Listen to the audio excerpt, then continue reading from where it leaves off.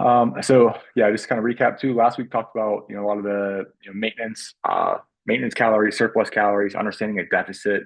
The difference between fat loss, building muscle, and improving strength as we increase calories.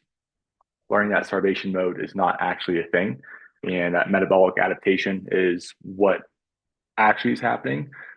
Your metabolism does not break; it just slows down as calories decrease. So as we move forward into this next segment of these calls, it's all about exercise now. So we talked about nutrition last time. Now it's all about exercise and building muscle mass. So today's plan, talk about what is required for muscles to grow.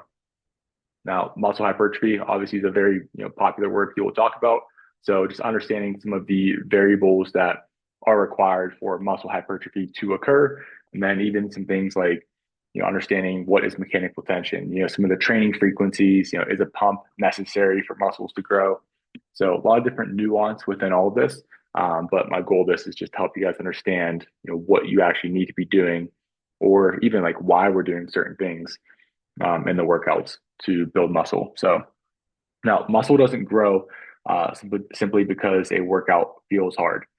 The three things that need to happen, or really the process, it's we have this training demand. So the workouts that you're doing, we have a recovery period. And then if we do that enough, we have an adaptation that happens. So it's this cycle effect of we train, we recover, the body adapts. So what actually is an adaptation? Stressor and just different stresses to the body is a common term you'll probably hear. So if we think about that, like giving the body an adaptation is going to make the body change to grow for the demand that we're giving it. So whenever we lift weights, we are increasing strength and muscle. If we run, we can improve endurance. If we sprint, getting better at generating speed and power. Even something like shooting a basketball, like over time, your body will adapt and it gets better at that specific skill set. So it's not always just improving strength or endurance. It's body can adapt through a variety of different things. So now exercise as a stressor. Um, if you think about what actually happens during workout, it's not in the moment. It's not an ideal thing to put your body through. You get extremely, fatigued. Our ability to perform and produce force and strength declines. Our energy goes down. Um, all these things occur that aren't really ideal in the moment. But think about the original point of creating an adaptation that our body has to grow from. That is a necessary part of this entire process. So training isn't bad, big picture. In the moment, it's not good, right? But big picture, that's what's required to help us stimulate growth. So we had this kind of stress recovery adaptation cycle, is what it's called. But we train to create the stress. Performance temporarily drops, right? So as we're going through a workout, our ability to actually perform declines, as you guys have all experienced. Then after the workout, we need to recover. The body adapts to that. Our capacity to do more of that work improves, and then we get better at doing that specific workout where we can either work out longer, do more weight, and we just rinse and repeat that process for years until the end of time. Now, more does not always equal more. Now, what I mean by that is, people think, hey, well, if I go to the gym and if I lift weights and I do my 3 sets of 10 reps, like that builds muscle. Like, why not just do way more of that, right? There's a point on both ends of if we don't have enough stress on our bodies don't have a reason to adapt. But at the same time, if we give our body too much stress, we can't recover well enough to perform that same task again, right? So think, to give you an example with this, think if you had to do a barbell back squat every single day, 3 sets of 10 reps. The first day, you would feel great. Second day, you could still do it, right? The third day, probably still do it, but your performance is going to consistently decline. Then what happens after a week or 2 weeks of doing that, likely, injury is going to happen before anything. But at some point in time, your ability to actually do a meaningful set of back squats in the gym is going to be non-existent. So that's an example of too much stress being a bad thing. We want to find this middle ground where we're providing the body with enough of a stimulus to actually adapt to that to grow while also giving it enough time to recover so that by the time that workout happens, next, we're ready to go and our capacity is greater to do the same workout again. And even on this note, though, some people have a different recovery capacity. Some people can, do 3 hard leg days in a week and be fine. Other people can do 1 hard leg day and then that's like it for the week. So there's definitely a genetic piece to all of this as well. Now, what is muscle hypertrophy? People talk about this a lot, but I don't think people actually understand, what this is. So these next handful of slides, we're going to get a bit deeper into what this means, what is required for this to happen. So muscle hypertrophy is it's an increase in muscle size. And you may have heard the term, atrophy, right? That's a breakdown, it's a decrease in muscle size. So if your muscles atrophy, which if you think about if you're, in a hospital or you're bedridden, if you're inactive for 2 or 3 weeks, your muscles will atrophy. So in the same way that we can grow them through, exercise, we can also decrease them in size by not doing those things. So muscle fibers become larger as the body adapts to repeated resistance training. So as we do work, the muscles will grow in size. Now, what is influenced, or what is hypertrophy influenced by? The amount of tension. Tension is a very, very common word you're going to hear the rest of this PowerPoint. The amount of tension we put on the muscles, how much productive work is being performed. Keyword on productive there. How often are we training? Are we doing a leg day once per week? Are we doing a leg day once every other month? And then obviously nutrition and recovery, giving our bodies the resources to, recover, repair, and then be able to do the work again. So on the note of tension, whenever we talk about tension, we're really talking about mechanical tension in the sense of what is the force that the muscles are experiencing through the exercise. So if you think about this, if I have my water bottle here, right, and if I'm just putting my hand over my head, there's not really much weight, right? I have gravity, then I have the weight of my arm that I'm pressing against, but very, very minimal tension on my shoulder.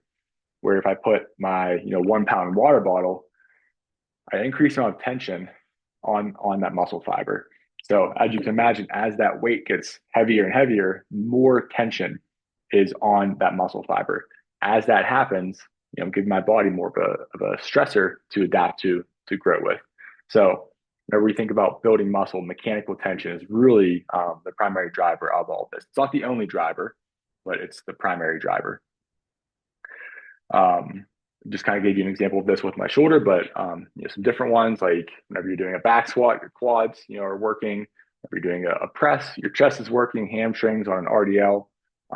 Now, same way that I said, hey, as I increase the weight, doing this overhead press with my water bottle, the tension will increase. But it gets to a certain point where this weight may get so heavy that my form and the body position to even move that weight changes in a way where it's no longer an effective stimulus for my shoulder. So same way that too much stress or too little stress can be bad, it's the same thing with tension within some of these exercises where more weight does not always mean better. All right, what creates effective mechanical tension? Now, I just kind of mentioned this, but the primary muscle being the primary mover. So sometimes you'll see this with people in the gym where, if they're doing a barbell curl, right? We want to be, having good proper form where the biceps doing most of the work, but you'll see people that they're bending over, then they're leaning back up and they're just swinging the weight. And it's like, they're using a lot of weight, but the bicep really isn't the primary mover there. A lot of it is their back, their traps. So just because we're doing an exercise with heavy weight, we need to be having good form and technique with that to take the muscle through its full range of motion. And then at the same time, we need that set to be taken close to failure, right? We need to be training hard enough. Just because we have good technique and we're taking the muscle through its full range of motion, if that tension is not high enough, the muscle is not going to have a reason to grow. So we need good technique, we need heavy weight, and we need a good range of motion. Now, why is mechanical tension considered the primary driver of muscle growth? So as the muscle experiences significant tension, there's a signal that the muscle receives that, hey, what we have right now, meaning the amount of tissue that we have, it's not sufficient for this task. Like, man, this person is doing a lot of work. It's heavy weight. We're doing it a lot. We need to build more muscle to support this work that we're doing.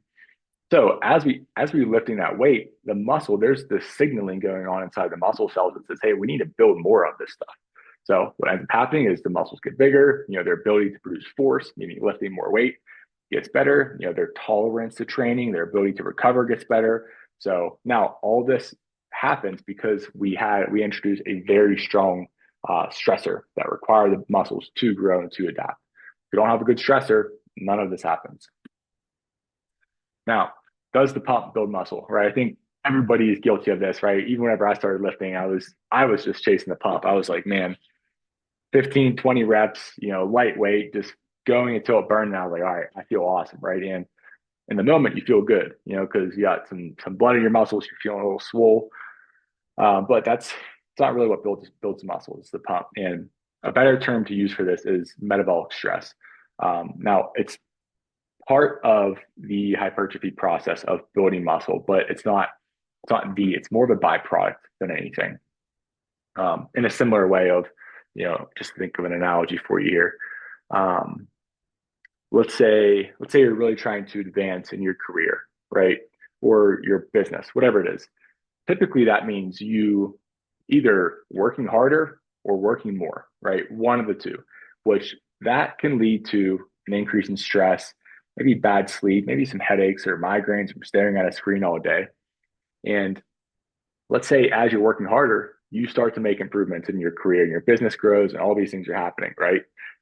As you're making progress there, you're thinking, man, I have headaches, my stress is really high, and I'm getting bad sleep. Does that mean that is the channel for business growth? It's like, no, the true channel for that growth there is by you working, more efficiently or working longer. All of the headaches and the stress and the fatigue, that's just a byproduct of the whole process, right? So in a similar sense where the pump is present from having a high amount of weight, high amount of mechanical tension in a workout, the pump is the byproduct. So there are some things that people will argue of, hey, it's necessary for X, Y, and Z to happen, but the pump is more of a byproduct here. So explaining all that, like whenever you think of pump, it's truly metabolic stress, which it's whenever you're doing a hard set, it's that burn, where the muscles get all swollen up. If you do a very high rep set with very minimal rest in between sets, like that is the easiest way to experience metabolic stress. Sometimes whenever we're using heavier weight with lower reps and big rest periods in between, the amount of metabolic stress isn't as high. There's a high amount of tension in those reps, but the amount of stress and metabolic stress that we're experiencing is relatively low compared to doing a workout that's like very high reps, very low rest intervals. There's a lot of metabolic stress occurring there. On that note, a pump doesn't guarantee muscle growth. Feeling the burn, it's not meaning that the set was effective. Shorter rest periods aren't always a good thing. So as I mentioned before, like the pump can occur in a productive workout, but it's not the main thing we should be chasing. We should be chasing, having a high amount of mechanical tension and actually seeing progression through our performance in the gym. Now, on the same way where people think, hey, do I need a pump, right? Is a pump mandatory for growth to happen? People think, all right, we build muscles by breaking them down in the gym. The muscle tears, it tears apart. Then we eat food, we rest, and the muscle rebuilds and builds back stronger, right? So whenever we're talking about muscle damage, it's I think remodeling is a word that's commonly used.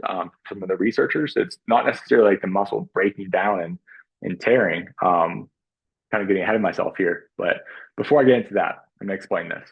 So this is the structure of a muscle. Now, with all of these things, I always like to use the analogy of a house because there's smaller components that build the ultimate house, right? So whenever you're looking at a house, you're not just thinking, oh, that's just a house. A house is all it is. It's like, no, we have the drywall, we have the aluminum framing, we have the flooring. There's all these different individual components that make the house. In the same sense, whenever we're talking about muscle, so if we think about like, my bicep here, it's not just one unit, right? It's a compromise of a bunch of little different things going on inside there. So you have the muscle, then within the muscle, in the top left corner here, we have a muscle fiber. And even within the muscle fiber, we have all these myofibrils. which there's thousands of them within each muscle fiber. Take it a step further, within each muscle fiber or myofibril, we have these sarcomeres. And within a sarcomere, we have these little actin and myosin, which are just little filaments. But there's just this little kind of segments of the muscle mass or of the muscle itself. Now, a sarcomere is the actual like functional unit of a muscle. It's what actually contracts and makes our muscles functional. Now, within each sarcomere, there are these little myosin and actin filaments that are constantly sliding and crossing each other as we lengthen and shorten our muscle. So, as like if you look in the bottom left here, where it says the sarcomere, like a contracted muscle and then a relaxed muscle. Whereas a contracted muscle, think of like flexing your bicep. The muscle is shortened, right? So it's very tight. So that actin and myosin, they start to cross each other like this.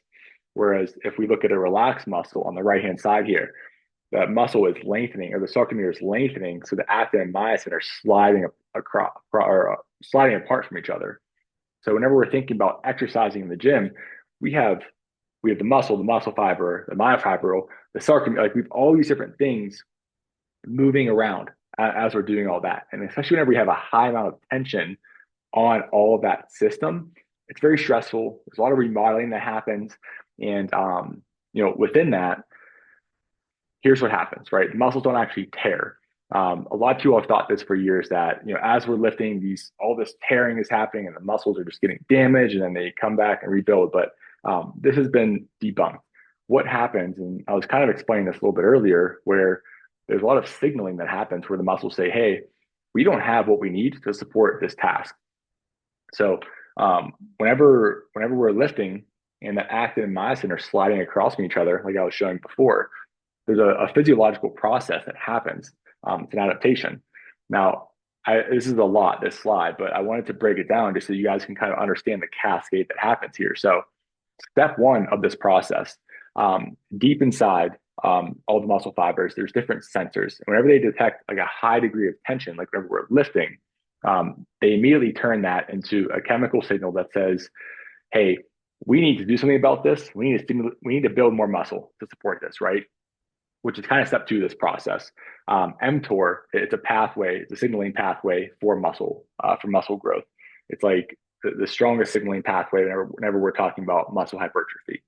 So stimulates mTOR, and then from there, it tells the muscle's DNA, ribosomes is a term some of you guys may have heard.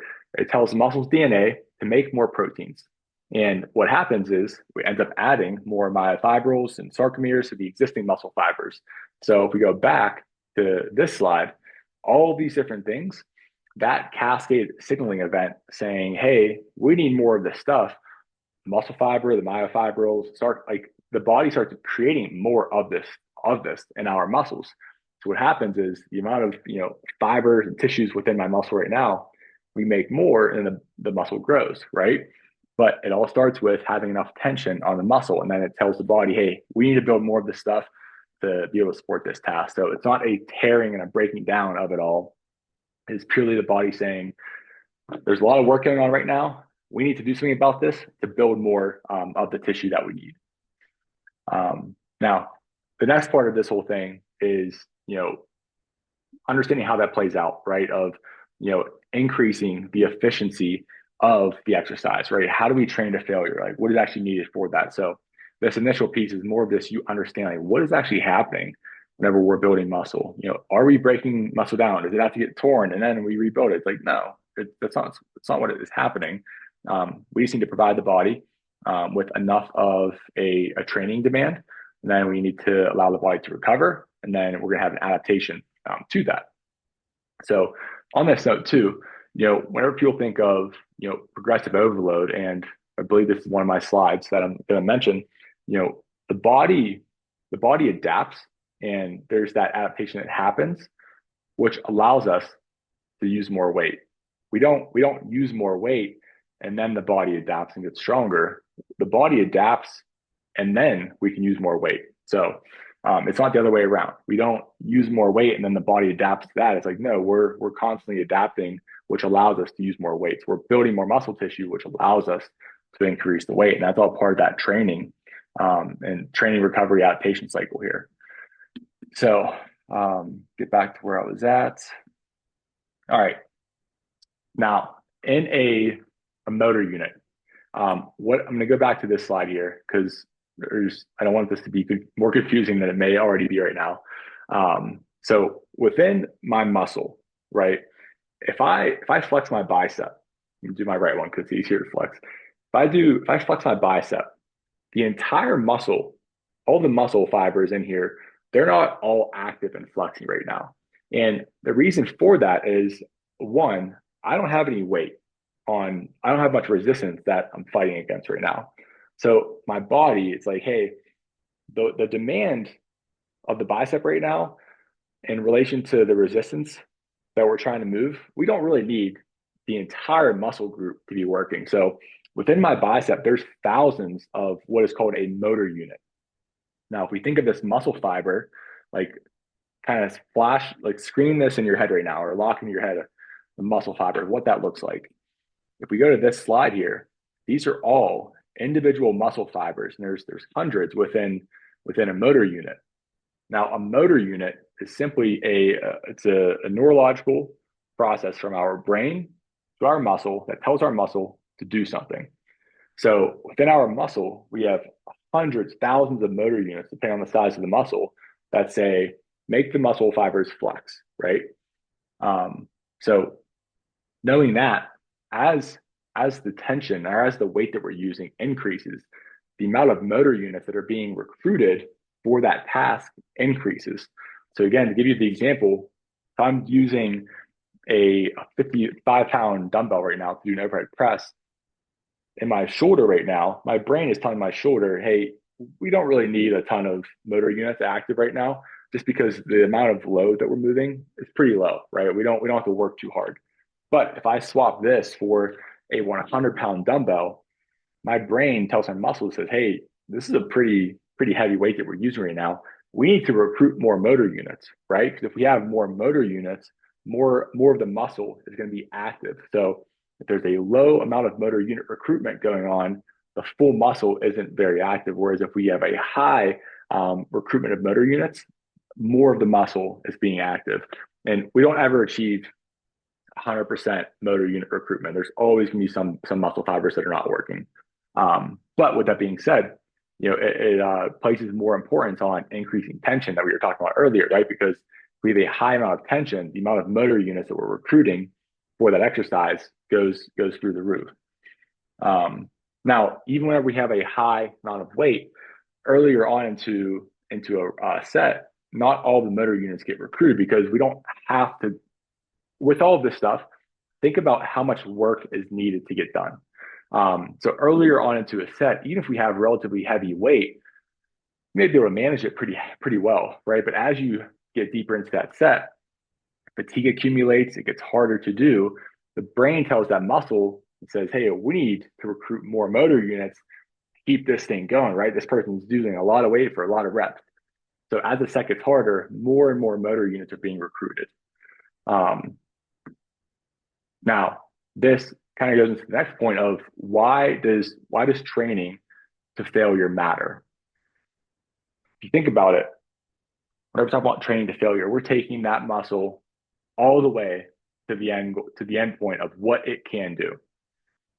As we approach that, the amount of motor units we're recruiting is increasing at the same time. So if we're not training anywhere near failure, even if it's a relatively heavy weight, we're not going to recruit as many motor units as we need to, so the muscle isn't being as stimulated as it could be. Now, as the set gets harder, just some signals of, hey, am I actually training to failure? Like repetition speed is going to get slow. This is one of like the number one things that I actually talk to our clients about is, hey, I want your first rep and your last rep to look noticeably different from a speed standpoint. So if your first rep looks like this and your last rep looks like this too, we're not training anywhere near failure enough to a point where it's going to create a stimulus for the muscles to grow. But if your first rep looks like this and your last rep, you're kind of grinding through it and it's noticeably slower, like that's what we want to be seeing as a sign to say, hey, we're actually training, relatively close to failure here. Now, on that note though, just because training to failure may be good, to my original point, talk about the stress of too little stress or too much stress. If we're always training to failure, that's where we're accumulating too much stress. We can't actually recover from it. So you don't need to take it to failure every single time, or really even train to failure every single set or every single workout. We just want to be pretty close to that point. Now, what is muscular failure? Now, the reason you might be thinking, oh, that's obvious, right? You just go till you stop.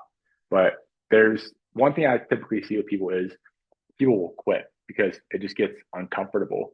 It's hard to breathe, all the metabolic stress is happening. So just very uncomfortable. And people will end up quitting before they actually reach true muscular failure. So muscular failure happens whenever you cannot complete another repetition with acceptable technique.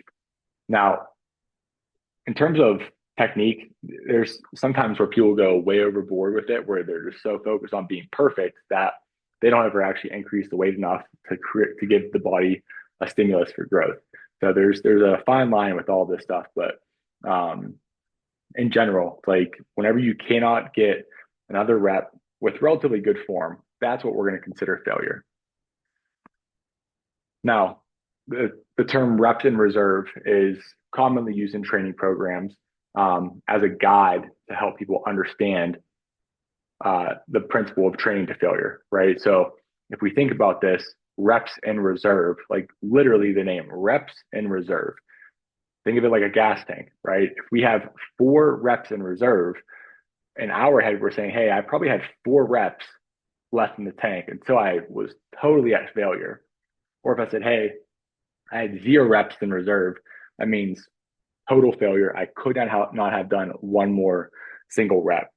Now, the reason this is helpful from a training standpoint to program this sometimes is it can be a guiding point so that as you're approaching that set, you're not always just thinking, okay, I'm going to take this all the way to failure. Or you're not just thinking, yeah, I'm just going to do a set that feels kind of challenging, because feeling kind of challenging, taking something, even 3 to 2 reps and 2 reps in reserve are 2 totally different things.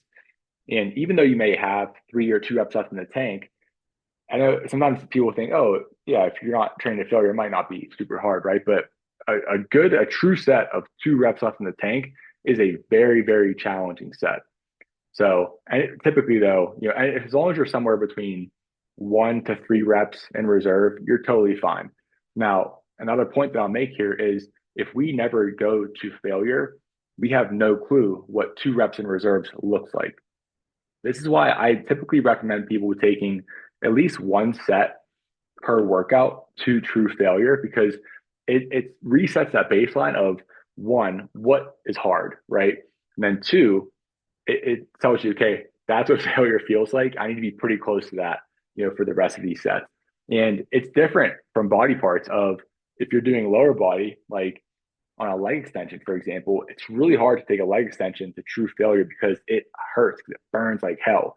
If you've ever done that on a leg extension, like you know what I'm talking about. Whereas it'd be something like a lateral raise, right? It's a little bit easier. It's a smaller muscle group. It's not doesn't burn as much. You kind of just get to a point where you're like, I just can't do anymore. But lower body is very challenging to take to failure because it is so freaking uncomfortable. So that's where I always recommend doing a variety of exercises to failure so you understand what it feels like across the board. Now, what range do we need for our reps to actually stimulate hypertrophy in a way that's going to be meaningful? Now, muscles can grow in a wide variety of rep ranges. It's not 8 to 10, right? It's not 25 to 30. They can typically anywhere from like 5 to 30 reps has been proven to grow muscle in a way where it doesn't really matter where we're at on that spectrum, as long as we're training relatively close to failure. Now, there's definitely some pros and cons behind it all. Like if we're doing lower reps, we have heavier weight with lower repetitions. There's more of like a strength skill set involved there. The lower reps get and the heavier weights get, it's not necessarily about you being able to move that weight. It's about you being able to position your body in a way to manage the weight where it gets very much more of like a skill set than a capability standpoint. Now, This is also why you'll commonly see things like 8 to 15 reps. I personally say that is the sweet spot for a few different reasons, but it's a good balance of having heavy weight and also having some higher reps as well. And just it plays out very practically for most people. If we're doing high repetitions, like the weight's lighter, it's that's where it's everything burns pretty hard. And at the same time, remember I was talking about metabolic stress before, we're accumulating or we're experiencing more of that. So recovery demands can be higher, even if the weight is lower, but the reps are higher. So that 8 to 15 rep range is the sweet spot. But anywhere from 5 to 30 plus reps, like you can build muscle if you're training hard. Now, training volume. So whenever we think of doing a workout, it's like that's great, but whenever we're really trying to be efficient with it, we want to say, hey, what is our training volume? And this is where we're talking about how much work we're performing, typically across the course of an individual workout, but usually across the course of the week is the main viewpoint people will look at this with. So that's where we're saying, hey, how many muscle or how many sets per muscle group are we training, right? If our chest is our primary target or our glutes are, it's like we want to be giving those muscles enough training volume across the course of the week where we're setting them up for success to actually build as much muscle as we possibly can. Now, for training volume, very individual to the person, but I would say somewhere between 10 to 20 sets per muscle group is pretty ideal. There's some variables there that will make you say less or more, but for the most part, as long as we're getting about 10 to 20 sets per muscle group that you're trying to focus on, you'll be in a pretty good spot. Now, not every single set is going to contribute to that 10 to 20 number. Like a warm up set, if we do 2 sets of 5 to 10 reps, like that does not count as a true working set. So you'll hear warm up sets and then working sets be discussed quite frequently, but we're always referring to working sets when we're talking about training volume. Why volume matters. So think about it, one set in the moment creates a good stimulus, right? But if we don't have enough volume across the course of the week, we're not building enough of a stimulus over the whole weekly training period to consistently, stimulate growth.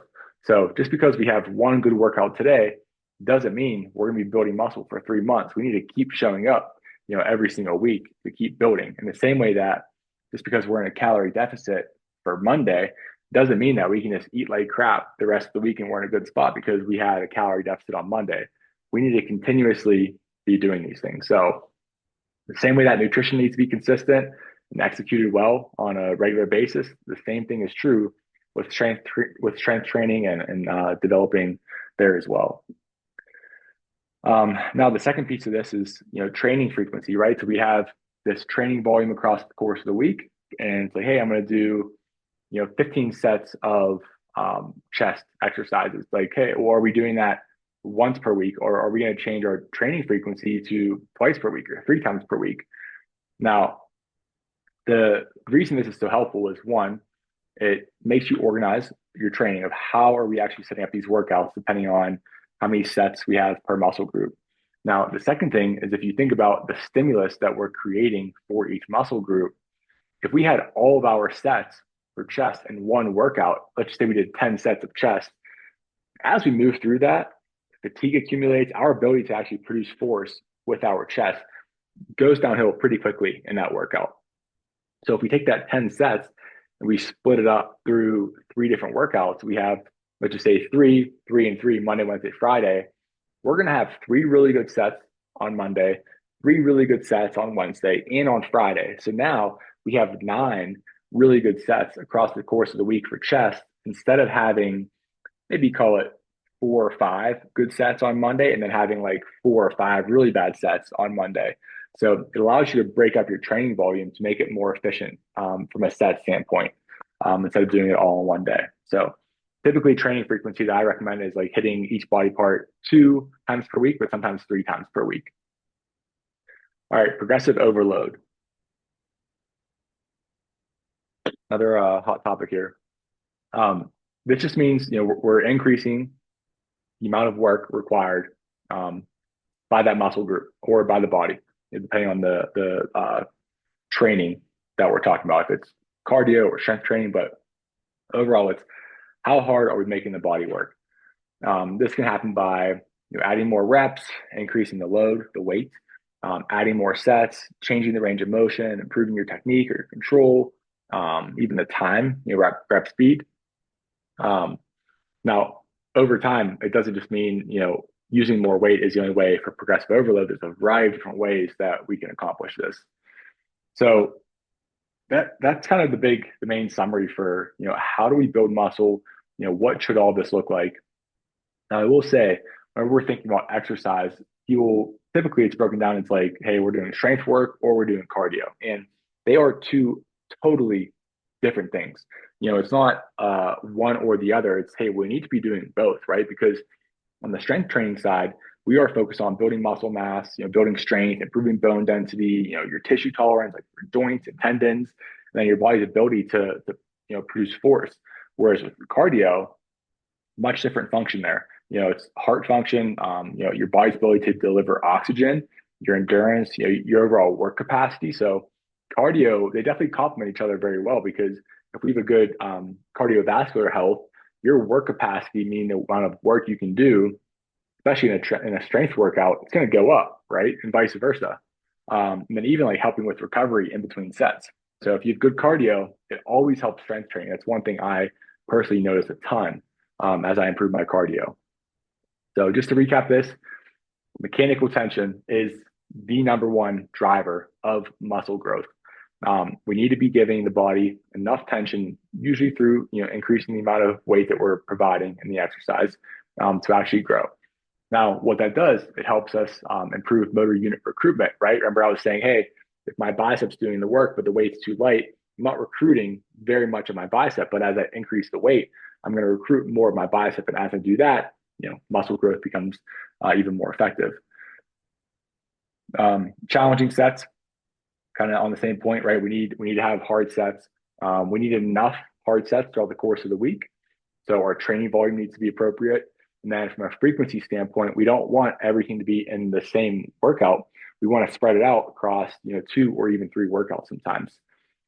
We need to be progressively increasing the difficulty of these exercises and the workouts so that we can actually give our body, enough of a stimulus to grow. And at the same time, we need to recover. So if we can't recover well, we can't improve and adapt for the next workout. So the goal is not just to make things as challenging as possible. The goal is to create enough of a stimulus that's productive that you can do on a regular basis. Because if we can have a hard workout that we can recover well from, we can do it frequently. That is the magic recipe for building a lot of muscle and building strength and really improving with whatever we're trying to do from an exercise standpoint. So next week we'll talk more about the exercise programming itself, kind of some of those things of like volume and reps in reserve, and just kind of getting more into the application of it all. But that was it. Hopefully that was helpful for you guys. If you have any questions on any of these slides, or if you want me to send you a copy of this PDF file, just shoot me a message and I will send it over to you. But talk to you guys soon.